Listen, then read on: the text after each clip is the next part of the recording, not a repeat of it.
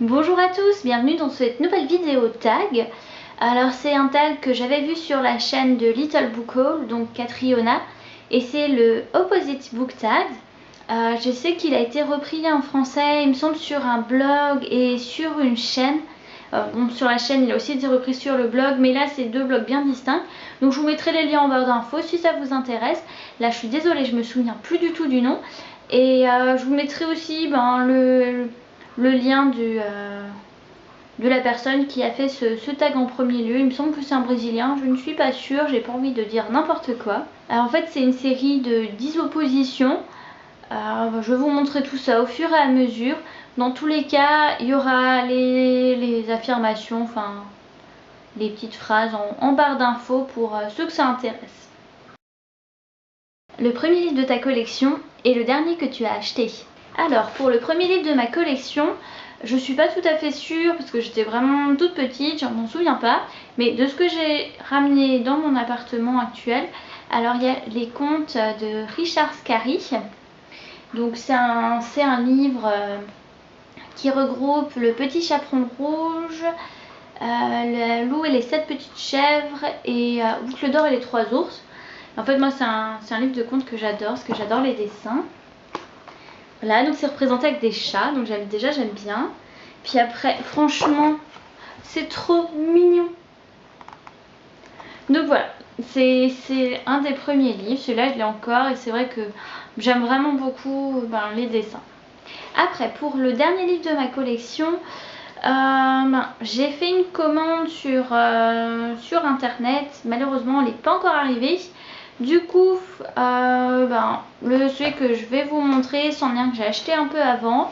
Il s'agit en fait de Me and Earl and the Dying Girl, donc de Jess Andrews il me semble. Yep. Et donc c'est un livre qui a l'air vraiment sympa. Donc je me suis acheté en anglais, j'aime bien la couverture. Apparemment c'est sur un garçon qui est quand même assez, je dirais pas solitaire, mais il est du genre à aimer rester seul. Et il me semble que c'est sa mère qui va le forcer à traîner avec une fille qui attend un cancer. Enfin, je crois que c'est ça, je suis pas tout à fait sûre. J'avais vu sur une vidéo qu'apparemment il était traduit en français. Donc voilà. Un livre bon marché et un livre cher.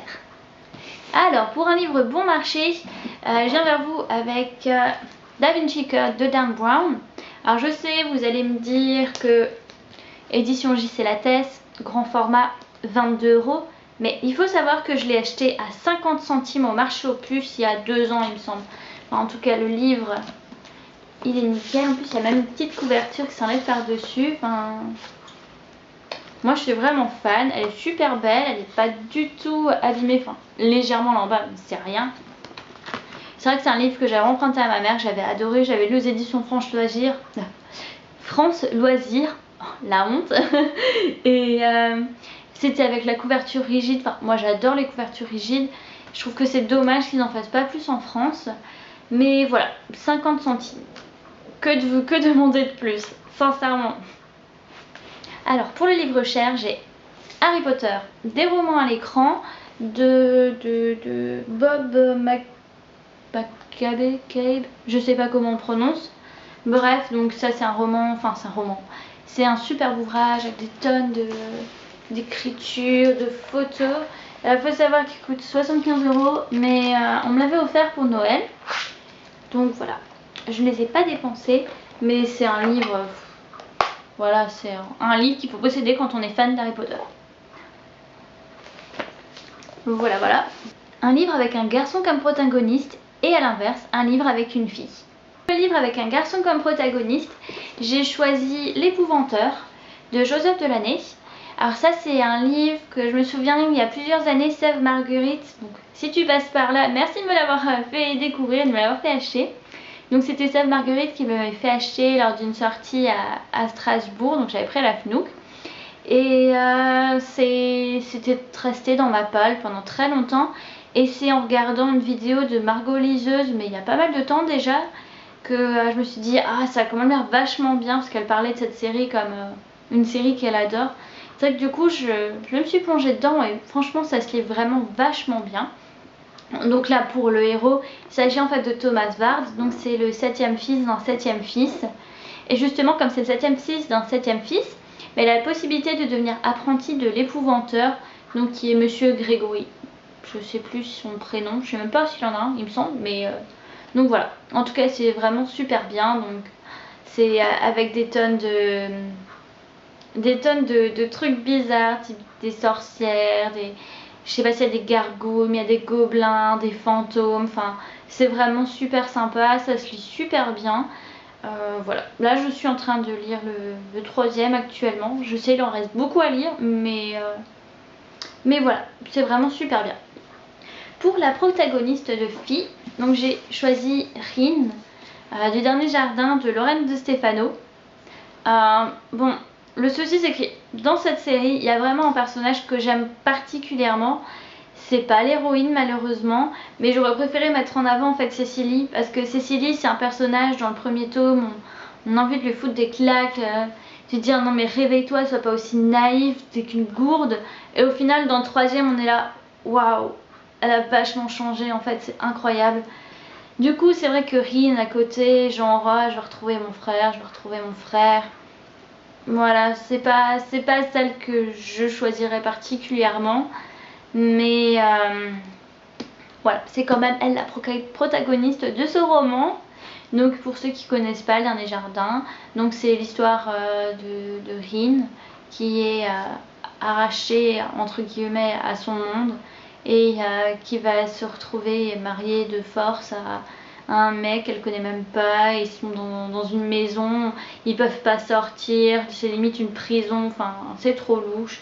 Et en fait c'est dans un univers où les garçons vivent jusqu'à je sais plus combien d'années, je crois 25 ans, 25, et les filles à l'âge de 20 ans elles meurent, enfin voilà.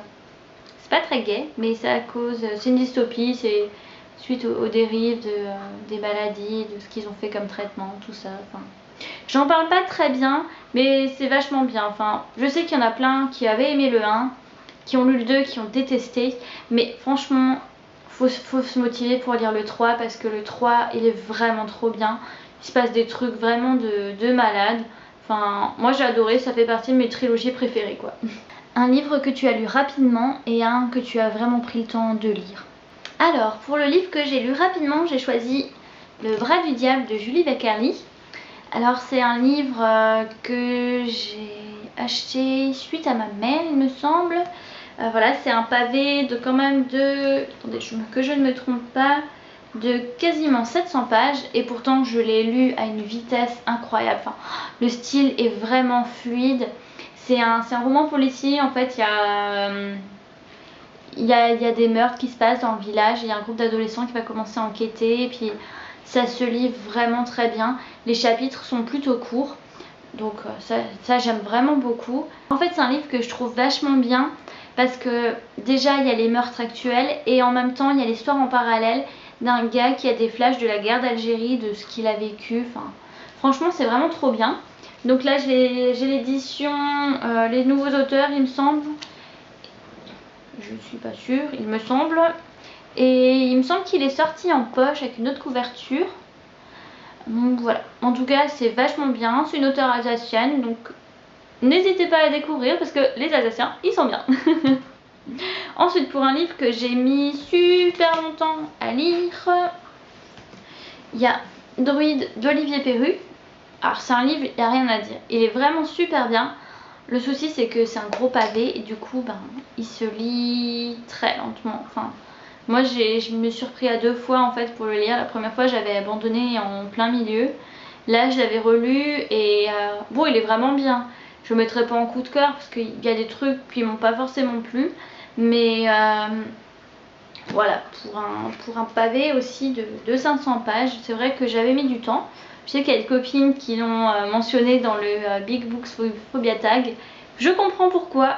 Et si je l'avais pas lu, j'aurais fait pareil. Une belle couverture, une couverture moche. Alors ensuite, pour un livre avec une belle couverture, j'ai choisi À la peau des rêves, le tome 3, Les chimères de l'aube, donc de Charlotte Bousquet. Et j'ai choisi celle-là parce que c'est vraiment une de mes couvertures préférées de Mélanie Delon. Donc si vous suivez un petit peu l'actualité sur mon blog ou sur la chaîne. C'est vrai que Mélanie Delon, c'est une illustratrice que j'aime vraiment beaucoup. Ce qu'elle fait, c'est toujours super magnifique. Là particulièrement celle-là, je l'adore. Franchement, elle est vraiment trop belle. En plus, dans La peau des rêves, je dirais pas que les 2 premiers tomes, je les aime pas. Je les aime, mais moins. Je préfère cette histoire avec Anya, parce que voilà, ce qui se passe, c'est chouette. Franchement, si vous connaissez pas La peau des rêves, il faut le lire, parce que Charlotte Bousquet, ce qu'elle écrit, c'est trop bien. Voilà. Après, pour la couverture moche, en fait, je viens de me rendre compte en vous montrant Le bras du diable que j'aurais pu vous le montrer, parce que la couverture est quand même pas super belle. Voilà. Mais j'avais choisi à la base autre chose. Donc il s'agit de Girl with a Pearl Earring de Tracy Chevalier. Alors, vous allez dire, elle est peut-être pas forcément moche cette couverture. Certes, mais moi je l'aime pas. Je l'aime pas parce que j'avais lu ce livre pour la première fois. C'est le premier livre que j'ai lu en anglais. Et l'édition que j'ai lue, je la trouvais vraiment trop magnifique. D'ailleurs, je sais que je peux vous montrer l'image, elle est sur un livre que je vais vous montrer un petit peu plus tard, que je ne vais pas vous montrer tout de suite parce que je vais faire tomber la pile. Mais c'est pas grave. Du coup, c'est vrai que cette édition, je l'aime vraiment pas. Parce que l'édition précédente, il y avait le tableau de la jeune fille à la perle qui prenait la moitié du livre à peu près. Puis c'était écrit donc le titre, l'auteur. Et juste en bas, on voyait la ville de Dept. Je ne me souviens plus du nom de la ville. Mais ça commence par un D.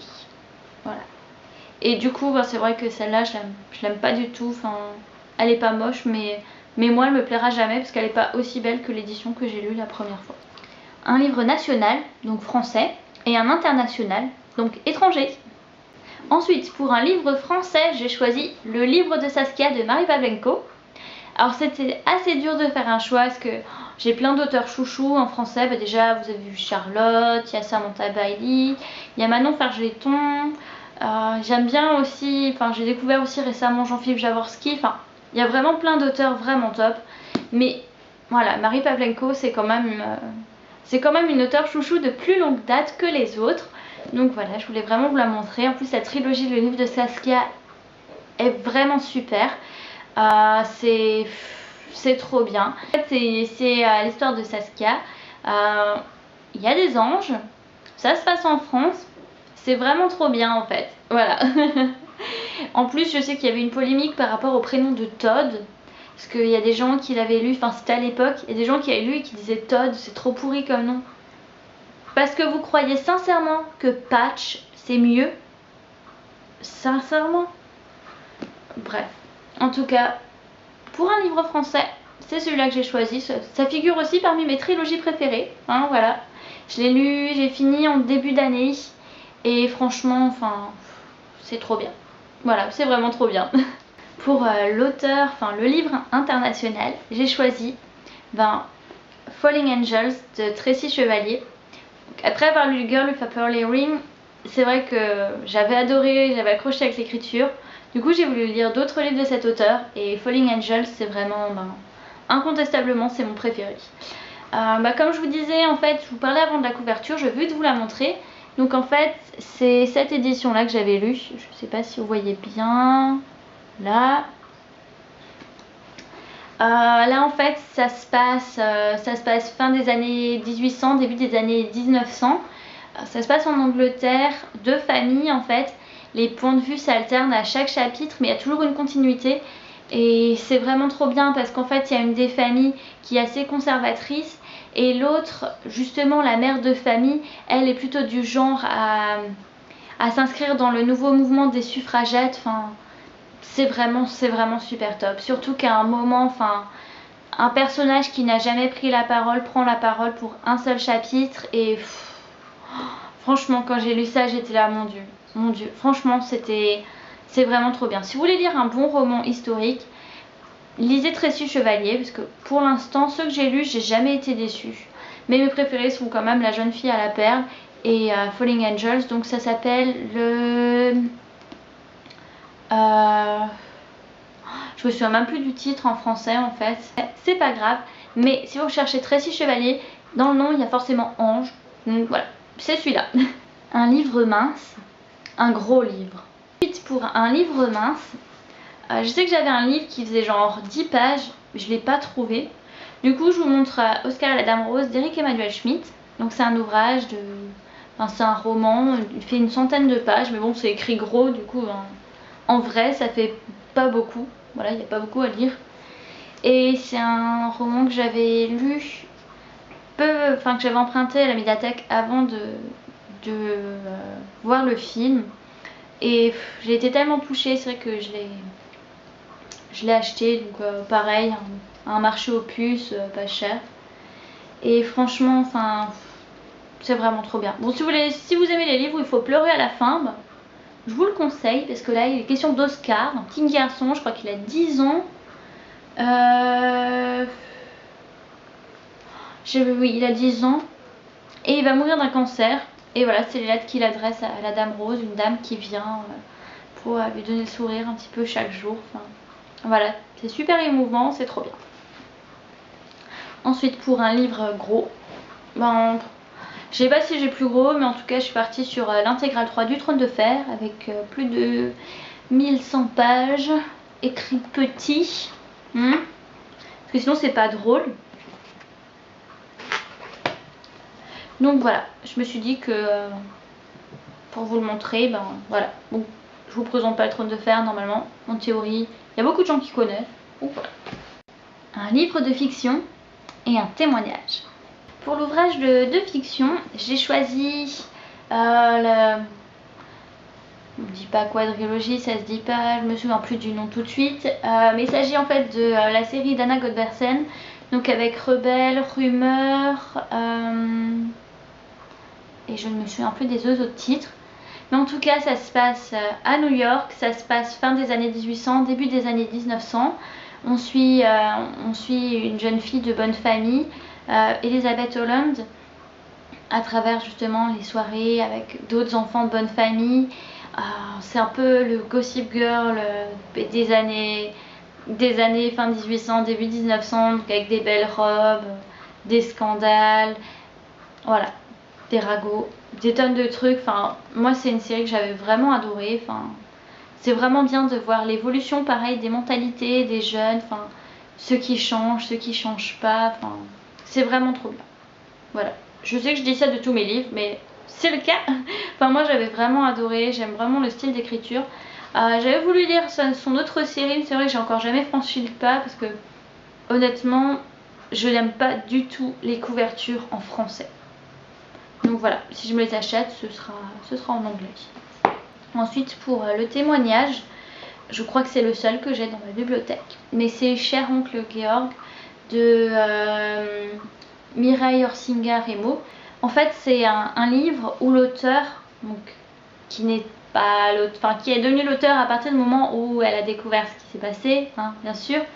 Mais c'est une femme donc qui a découvert que son grand-oncle, c'est pas qu'elle admirait, mais elle avait en bonne estime, a en fait été un des acteurs tragiques de ce qui s'est passé sous l'Allemagne nazie.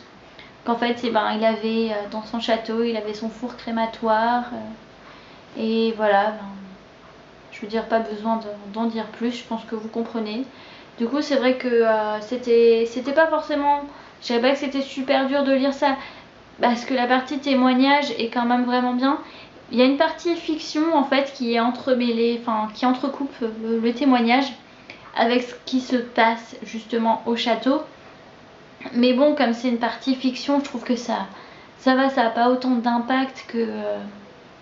c'est vrai, maintenant que j'y pense, en fait, en témoignage, j'avais aussi le journal d'Anne Frank. Mais voilà, Cher Oncle Georg, c'est un ouvrage que je conseillerais plus, parce que c'est déjà moins connu. Et franchement, je dirais pas ça se lit bien, parce que ce genre de choses, ça se lit jamais bien. Mais il faut le lire. Enfin, pour moi, il faut le lire. En plus, il y a même une photo dedans. Voilà. Je sais plus si on a d'autres, mais il y a des photos et voilà. Oui, il y a une photo du fameux oncle, hein, c'est lui d'ailleurs. Donc voilà, un livre romantique et un livre avec de l'action. Pour le livre romantique, j'ai choisi La Sélection de Kirakas. Donc bon, moi j'ai pas particulièrement beaucoup d'ouvrages de romance et après c'est pas trop romantique. Bon, là vous me direz, il y a quand même un gros côté dystopique. Mais c'est que moi j'ai adoré cette trilogie. Ce qui m'a plu en fait, c'est vraiment le côté romance qu'il y avait. Est-ce qu'elle choisira Maxon, est-ce qu'elle choisira Aspen, enfin, c'était vraiment trop bien. Bien que j'ai pas pardonné à Aspen pour la scène dans l'arbre au début du tome 1. Ça c'est un truc, ça m'est resté en travers de la gorge. J'avais lu il y a 2-3 jours il me semble un tweet justement de l'auteur qui disait qu'elle comprenait pas pourquoi les gens ne pardonnaient pas à Aspen. Pourquoi? Mais parce qu'il était con sur ce coup là, c'est tout. Voilà, je veux dire, il s'est vraiment super mal comporté, moi je lui pardonne pas quoi. Le truc que Maxon fait à côté, je veux dire, on s'en fiche. Mais Aspen, ce qu'il lui a fait, c'était impardonnable. Donc voilà, je veux dire, moi, à mes yeux, Aspen, pas moyen, quoi. Voilà. Après, pour le livre de fiction, on va calmer mes ardeurs. Hein. Pour le livre de fiction, j'ai choisi Le Puits des Mémoires, la traque. Enfin, pas que la traque, mais Le Puits des Mémoires en général de Gabriel Katz. Parce que c'est avec des mecs, ils se souviennent plus du tout de qui ils sont, de ce qu'ils ont fait, pourquoi ils sont pourchassés. Et du coup c'est vrai qu'il y a quand même beaucoup d'actions. Je veux dire, ils finissent par, enfin je veux pas dire qu'ils finissent par prendre des chemins différents, mais dans tous les cas ils prennent quelques chemins différents, notamment dans ce tome, pour voilà, essayer de trouver qui ils sont. Et parce que bon, quand on est recherché, rester par groupe de 3 c'est pas forcément la meilleure idée du monde. Donc voilà, et franchement c'est vraiment trop bien. C'est trop bien, c'est français, voilà, ça fait aussi partie de mes auteurs chouchous. Donc, et puis la couverture, franchement, les couvertures de cette trilogie sont magnifiques, tombées par terre. Donc si vous ne connaissez pas Le Puits des Mémoires, j'ai fait un article sur mon blog, je vous invite à le voir. Voilà. Un livre qui vous a rendu heureux et un qui vous a rendu triste. Alors là par contre, je vous avoue que c'était vraiment super difficile parce que moi, dans la catégorie livre qui vous a rendu heureux, ça fait partie des livres qui m'ont rendu triste en même temps. Du coup, j'en ai choisi 2. Mais là, il pourrait vraiment en fait faire les deux. Je veux dire, pour le livre qui vous a rendu heureux, il s'agit en fait d'un manga que j'ai choisi. Donc c'est Fruit Basket, le tome 23. Donc c'est celui où tout est fini. Là, je vous avoue que quand j'ai vu la fin, j'étais vraiment super heureuse. J'ai beaucoup pleuré avec ce manga. Bon, en relisant, je recommence à pleurer avec ce manga. Mais c'est vrai que pour les personnages principaux, je suis vraiment super contente. Par contre, ce qui me rend triste, qui est un personnage que j'affectionne beaucoup, voir ce qu'il est, voir ce qu'il n'est pas aussi, ça me rend vraiment super triste. Parce que je me dis qu'il mérite mieux que ça, qu'il mérite tout simplement. Et ça, voilà, ça m'attriste beaucoup. Du coup, c'est vrai que dans ce genre de livre-là, je suis heureuse, mais je suis triste. Et puis pour le livre où je suis triste, voilà, Nos étoiles contraires, de John Green, The Fault in Our Stars. Voilà, super accent anglais. Donc ce livre, voilà, j'avais lu, j'ai adoré, c'est vrai que l'histoire est magnifique. Je comprends les gens qui ont un coup de cœur. Je comprends à peu près les gens qui n'ont pas aimé. Mais c'est vrai que moi, voilà, j'ai vraiment adoré. J'ai pleuré toutes les larmes de mon corps à la fin. Genre le paquet de mouchoirs y est passé, même plus. C'est vrai que là, voilà, c'était trop bien. Mais moi, c'est même pas par rapport au personnage, mais moi ce que j'ai vraiment adoré dans ce bouquin, c'est le concept de l'auteur qui crée un livre et qui finit son bouquin au milieu d'une phrase. Ça, j'ai vraiment trouvé top. Si un jour quelqu'un fait ça, je veux lire ce livre. Je le veux. Voilà. Mais donc voilà, un livre qui nous a rendu triste, mais en même temps il m'a aussi rendu heureux parce que je veux dire, il y a des passages juste là, oh c'est trop bien, et puis après, oh c'est trop triste, et puis après, oh c'est trop bien, et puis après, c'est nouveau trop triste. Mais voilà, ces deux ouvrages, ils sont contradictoires. Je veux dire, pour moi, je les classe aux mêmes endroits tous les deux. Donc voilà, c'était super cool. Bon, en tout cas, je vous remercie vraiment d'avoir visionné cette vidéo tag. J'espère qu'elle vous a plu. En tout cas, si ça vous intéresse, je vous invite à la faire. Mais dans tous les cas, je tag la copinette Melquette parce que je sais qu'elle avait dit « Oh, il a l'air bien celui-là ». Mais je tag après toutes mes autres copines. Je veux dire, Harmonie, Mandy, Gaël et Chouillette, ben, vous êtes les bienvenus à faire ce tag. Donc si ça, s'il vous plaît, ben, faites-le, et puis s'il vous plaît pas, ben, je vous force pas non plus, hein, je veux dire, voilà, c'est comme vous préférez. Mais en tout cas, en ce qui nous concerne, je pense qu'on se reverra pour un prochain C'est lundi, que lisez-vous. D'ici là, passez de bonnes lectures et à bientôt.